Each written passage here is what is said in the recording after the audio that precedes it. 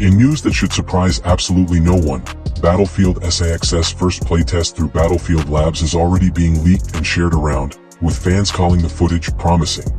After the undeniably rough launch that Battlefield 2042 had all the way back in 2021, it shouldn't come as a surprise that we haven't heard all that much from the series since.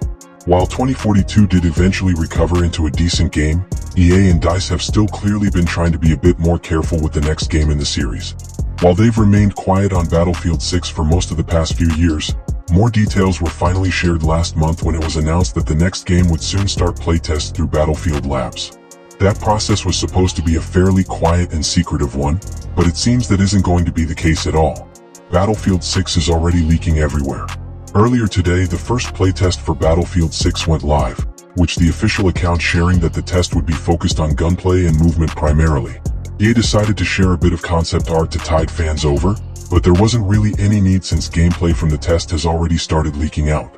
Insider Gaming reports that one user was even live streaming the playtest directly, although it seems like they've been stopped as of the time of writing.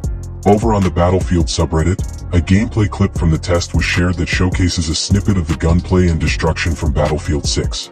The footage shows a game that's clearly still in the works and not close to release yet, but it was enough to garner some surprisingly positive reactions.